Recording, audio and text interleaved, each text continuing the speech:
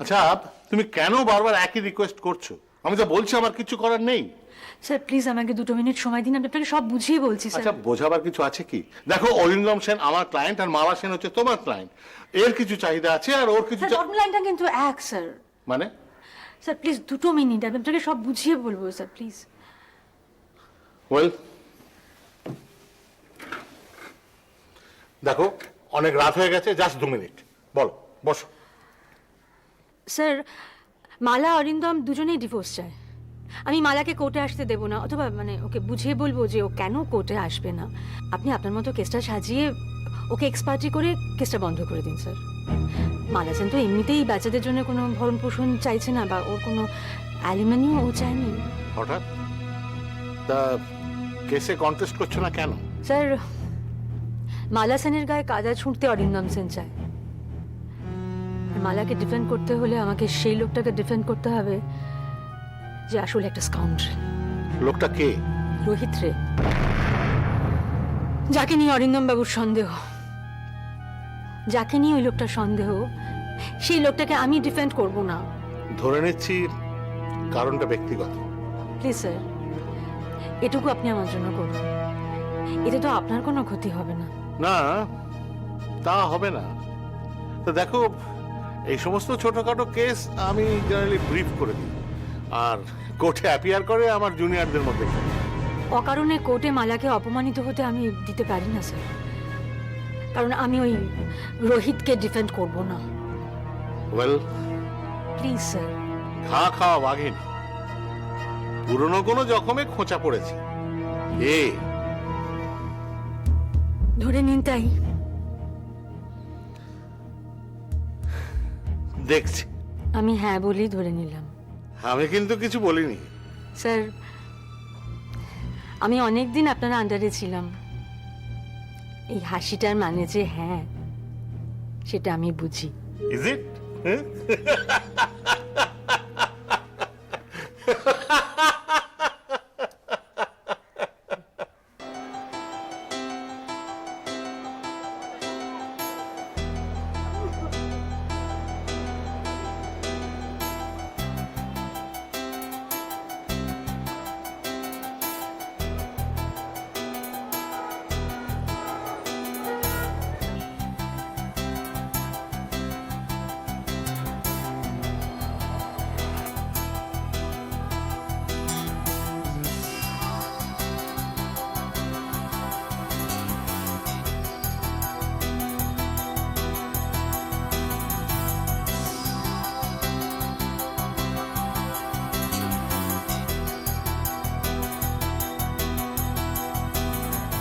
কোথায় যাচ্ছ?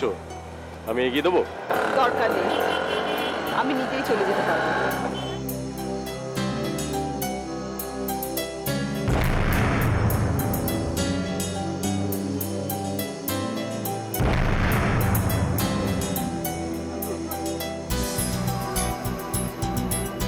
সবসময় সীমাকে ফলো করেন বুঝি? কেন? কখন সীমায় রাস্তা ক্রস করতে পারবে, কখন পারবে না, তা বোঝেন কি করে? বুঝিনি তো, হঠাৎই সীমাকে দেখলাম, আর আমারও এদিকে একটা কাজ ছিল, কোইন্সিডেন্স বলতে পারে।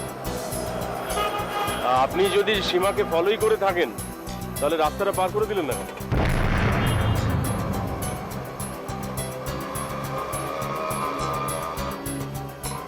আমি হ্যাঁ, তাহলে তো আর আমাকে এগিয়ে এসে হাতটা ধরতে হতো না।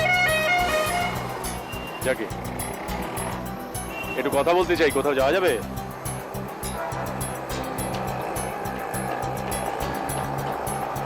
আসো।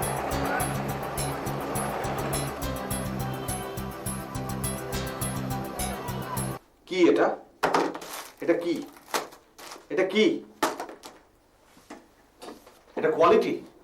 একটারও স্টিচিং ভালো না। আর এই বাটনসের এই অবস্থা, এটা স্ট্যান্ডার্ড? কি বলছেন sir?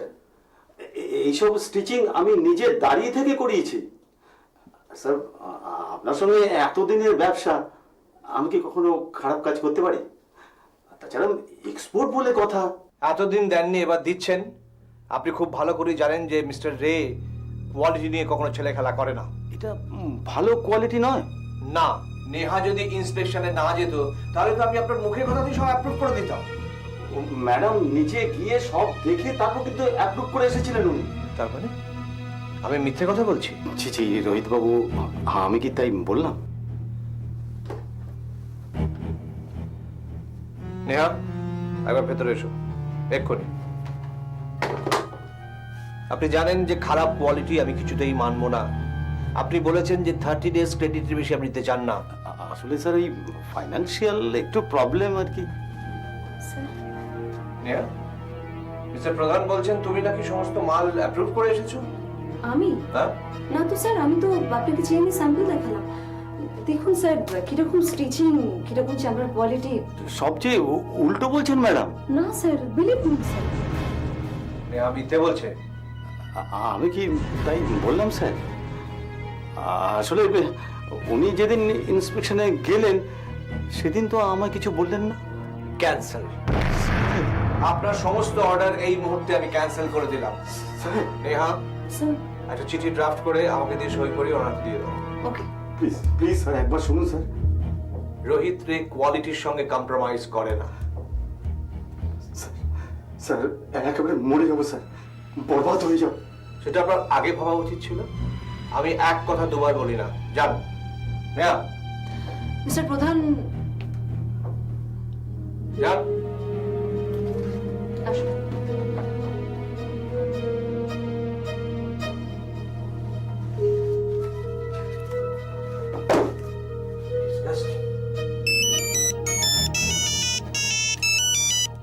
Hello hello hello uncle. Holi? Uncle, হ্যাঁ বলো বলো হোলি বলো। আমার জন্মদিন। তোমার জন্মদিন কবে? হুম, তুমি আসবে তো? নিশ্চয়ই আসবো। তুমি না এলে কিন্তু আমি কেক কাটবো না। আসবো আসবো। সত্যি তো? স্যার মিস্টার প্রধানকে হোলি দেখেছে আর তার আঙ্কেল যাবে না, তাই কি হয়? বাবা মা যে যাই বলুক। যে যাই বলুক হোলির আঙ্কেল হোলির কাছে যাবে। আঙ্কেল, হোলি কতদিন তোমার গান শুনিনি, কতদিন তোমার সঙ্গে বেড়াতে যাইনি। আজকে একটা গান শোনাবে আঙ্কেল? এখন শোনাও না প্লিজ। মাধবী হঠাৎ কোথা হতে এলো, ফাগুন দিনের স্রোতে ভেসে এসেই বলে যাই যাই যাই, পাতারা ঘিরে তারে দলে দলে বলে না না না নাচে তাই তাই তাই। মাধবী হঠাৎ কোথা হতে এলো, ফাগুন দিনের স্রোতে ভেসে এসেই বলে যাই যাই যাই। হয়েছে? আসবো, নিশ্চয়ই আসবো। Okay bye.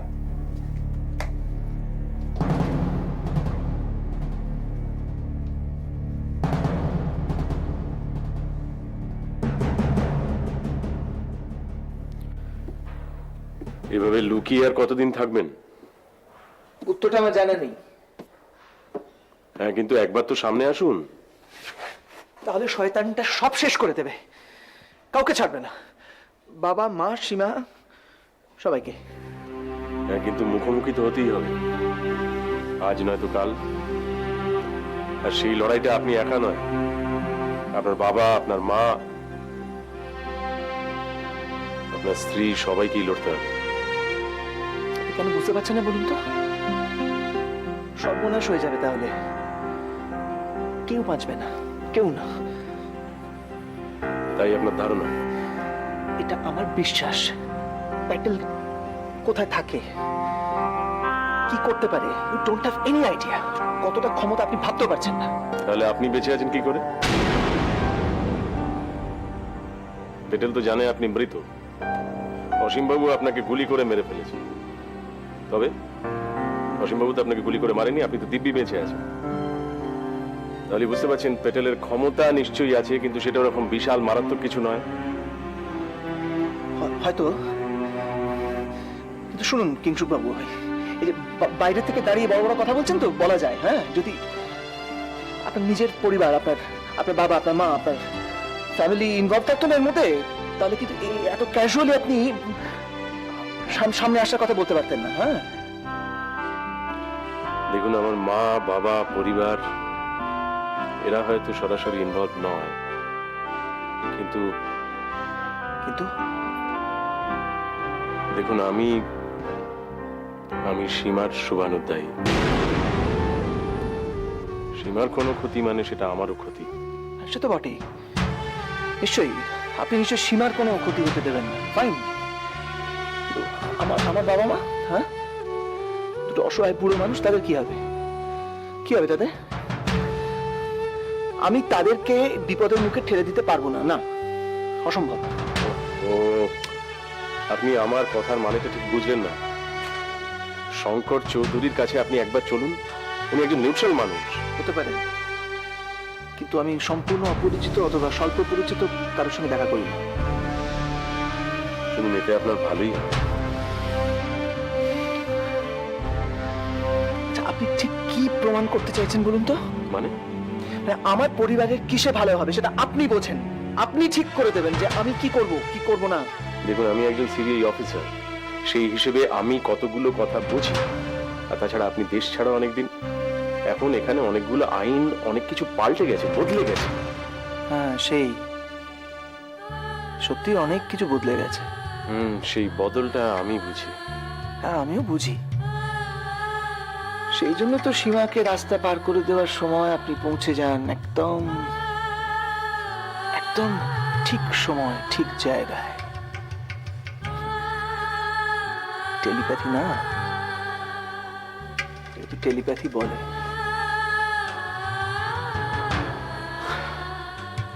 আপনি কিন্তু আমাকে ভুল বুঝছেন।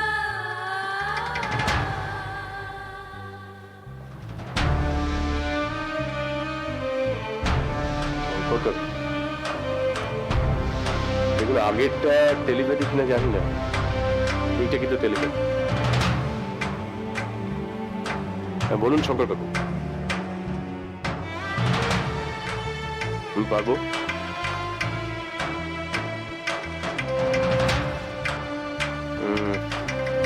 আচ্ছা, আমি দেখছি, পারলে আজই পারবো, আমি জানাচ্ছি আপনাকে।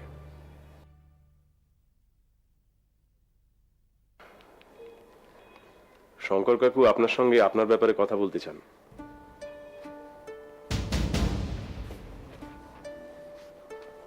বুঝলাম না, আপনি যাবেন আমার হয়ে কথা বলতে? আপনাকেও যেতে বলেছেন। এটা আমাদের সবার মিশন অংশুবাবু, এটা আপনার একার লড়াই নয়। দেখুন, আমার মনে হয় শঙ্কর কাকু কিছু ভেবে রেখেছেন। প্লিজ চলুন। দেখুন অংশুমান বাবু, আমাকে আপনি ভুল বুঝবেন না।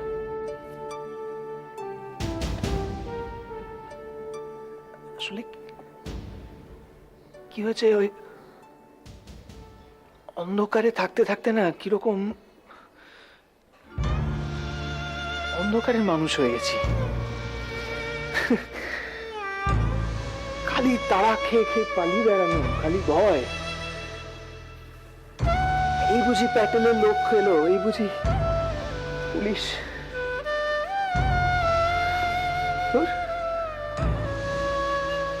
এখন পালাতে পালাতে ক্লান্ত বিধ্বস্ত শরীর মন নিয়ে যখন নিজের বাড়ির জানলায় উঁকি মারলাম জানেন, তখন দেখলাম যে সবকিছু কিরকম সত্যি বদলে গেছে একেবারে।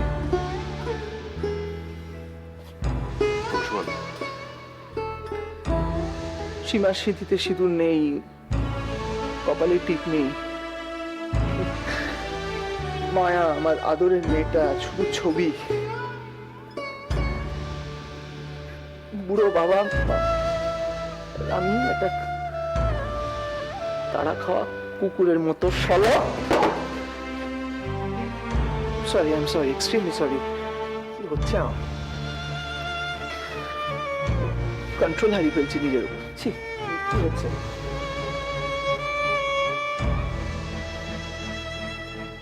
দেখুন, এইরকম সময়ই তো বন্ধুর দরকার হয়।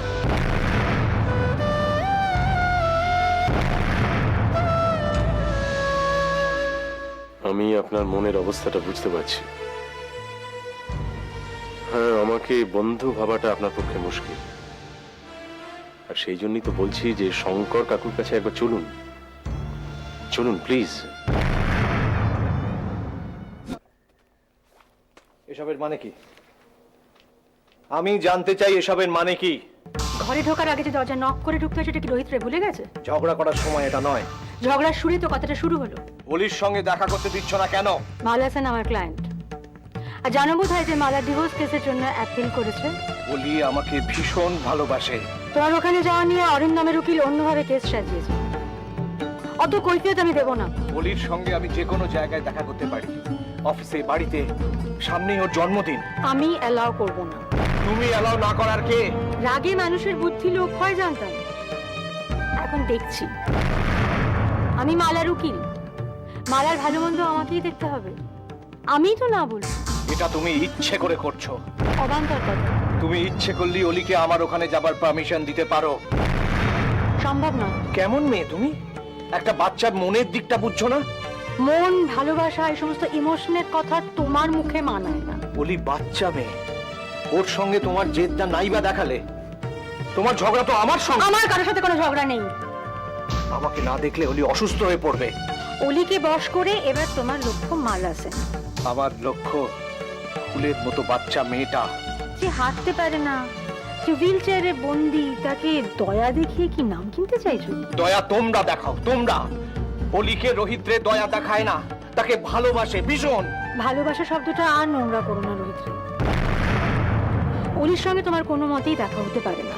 দেখা আমি করবই, জেনে রেখো। তুমি আইন নিজের হাতে তুলতে পারো না। ঠিক, আইন আমি নিজের হাতে তুলে নিতে পারি না ঠিকই, কিন্তু ওই ছোট্ট মেয়ের হাসিটাকে আমি দু হাতে আগলে রাখবো, আর সেটাই আমি করবো। আমিও দেখবো তুমি অলির সাথে মিট করো কিভাবে। তোমার জেদ রাখতে হলে পুরো সংসারটা ভেসে যাবে। ওয়েল, তুমি চাইলে অলিকে আমি অন্য কোনো জায়গায় নিয়ে গিয়ে দেখা করতে পারতাম, আমাকে মিসেস সেনের বাড়িতে যেতে হতো না। অলির সাথে দেখা করার কোনো চেষ্টা করো না। আমি কিন্তু এটা নিয়ে অনেক দূর মুভ করতে পারি। করো, রোহিত তৈরি থাকবে।